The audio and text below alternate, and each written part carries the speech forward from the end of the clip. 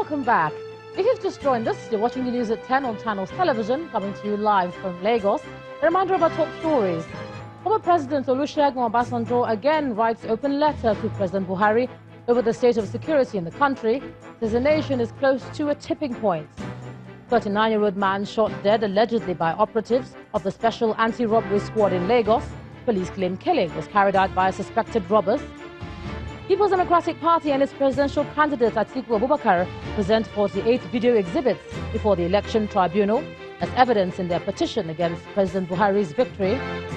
And former President of South Africa, Jacob Zuma, appears before a panel investigating corruption allegations against him. There's exercised as a conspiracy aimed at removing him from politics.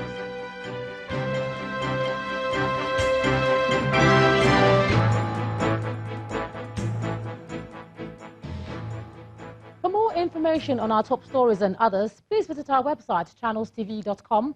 YouTube.com/channelsweb has videos of our shows. Subscribe and watch Channels Television's live stream on YouTube and other social media platforms using your mobile device browser, or download the Channels TV app for Android and iOS devices from their respective stores. Besides giving you access to news updates on the go, the Channels TV and Channels 24 app has an eyewitness feature that you can use to share pictures, videos, or news of happenings around you. Just install the app, tap and swipe to reveal the menu, and please follow the instructions. Let's stay with some security matters now. A 39-year-old man has been shot dead allegedly by operatives of the Special Anti-Robbery Squad at Shobayo Street in the Ilupeju area of Lagos. The late Francis Ini, described as a commercial house cleaner, was said to be on his way to his client's house in the area when he was killed. It was gathered that the SARS operatives were on a random stop-and-search operation in the area when the incident occurred. While the State Police Command has released a statement explaining that the incident occurred while the SARS operatives were being led by a suspected armed robber to where his gang hide their arms, but they were ambushed by members of the gang. The police spokesperson, Bala Elkana, said the gang members shot sporadically, and in the process, the late Ini was hit by a stray bullet.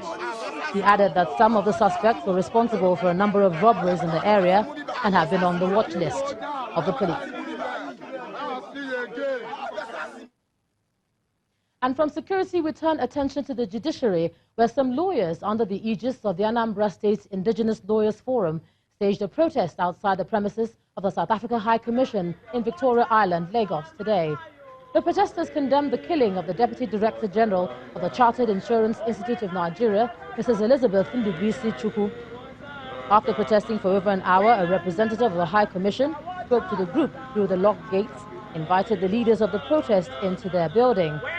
The lawyers, however, rejected this move, insisting that the representatives of the High Commissioner meet with them in the open to reassure all Nigerians and the global community of their safety in South Africa. Eventually, no one at the Commission came out to speak with the lawyers. The leader of the protest and President Anambra State Indigenous Lawyers Forum, Joe Nwokede, told journalists that the death is one crime too many, as Nigerians will no longer tolerate the killing of its citizens.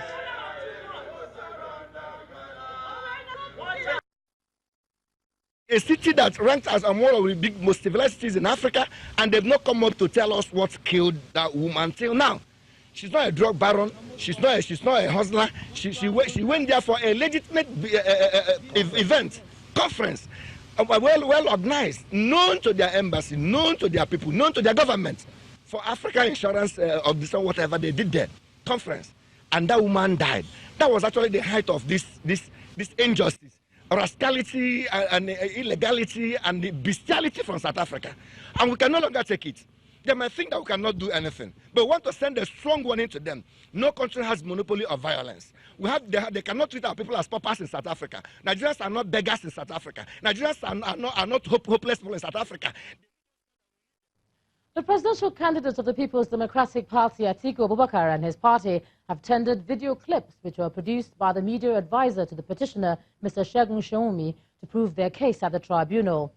4 of the video clips played included an interview with the Akwa Ibom State Resident Electoral Commissioner, Mr. Mike Egini, granted on Channels Television Sunday Politics, where he said the results of the election would be transmitted to INEC's server. The tribunal admitted the evidence against the protests of the Defense Council.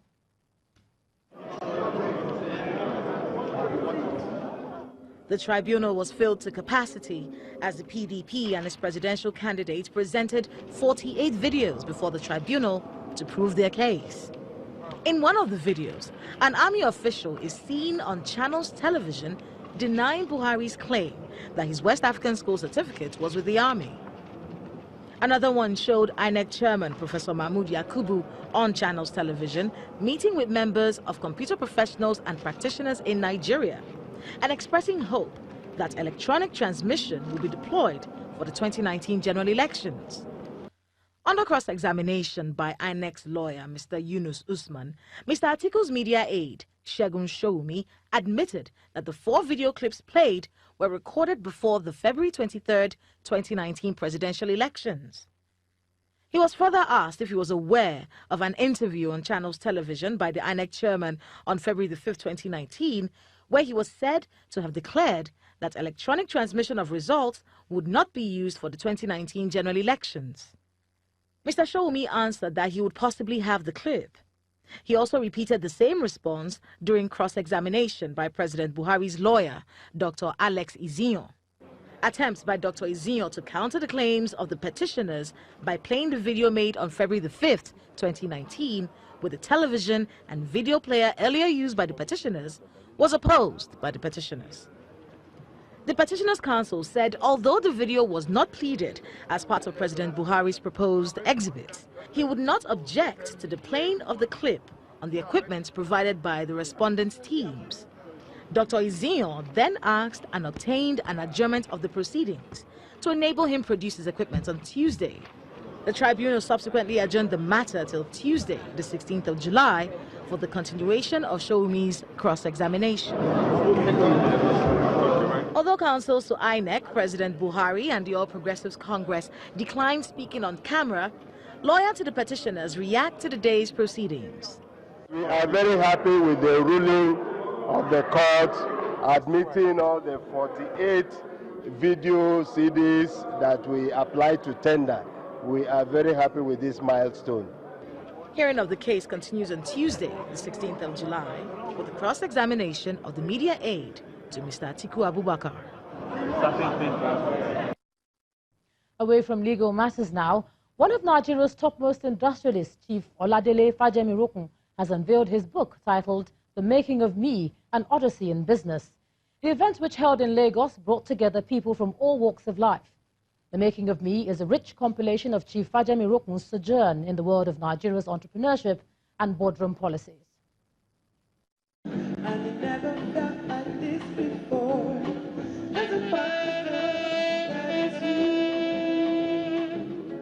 The roll call of guests cuts across the business and political spectrums.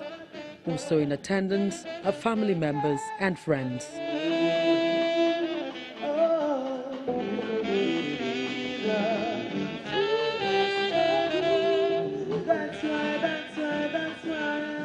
It's about Chief Oladele Fajemirokun and the birthing of his brainchild, The Making of Me.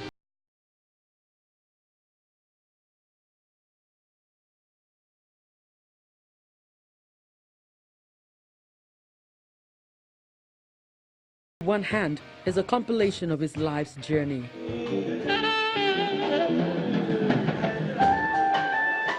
The chairman of the occasion aptly describes positive characters identified with the author. I have always known Oladele, the great-grandson of Alagbede, to be fearless, perhaps ruthlessly frank, detailed, with very sharp memory, expensive sense of humor, and we therefore, I think we produce a book worthy of study, particularly by our youths intending to make something useful out of life. More importantly, the book focuses more on Chief Fajemirokun's strides in the business world and the factors that enabled him. As it has been observed, talent does what it can, but genius does what it must. Whether you like this self-driven man or you don't, whether you endorse his ruthless boardroom wars is fierce independence of spirit and contempt for emotional incontinence when it comes to critical decisions about human company he keeps or companies he shares. You have to give it to him at the end of it all that this is indeed one hell of a man. You can work hard, very, very hard for many, many years and be falling and falling and falling. And then things go right eventually and you become an overnight success. And so because of this tendency to see the overnight success, we have a culture of instant gratification that does not quite recognize that at the heart of enterprise is delayed gratification. And I think in reading the thoughts of our dear author, we get to learn this plenty. The author attributes his inspiration to write to interactions with friends and business associates as well as students. After I finished lecturing and the question and answers, he ran after me and said, I thought we were in the same class. I said, the reality is what we have heard here. We were in the class to read the books and the theories. But what happens on the field is always very different. And that marks the essence of this book. I have never been afraid of falling down. You can never see me down. And that is the dictum I use all the time. The 200-page autobiography is divided into 17 chapters. The author believes that it will serve as a source of inspiration to those who desire to excel in the business world.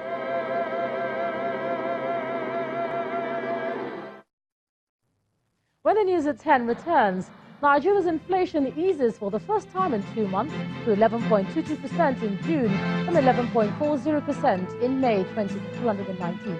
On Business, returns.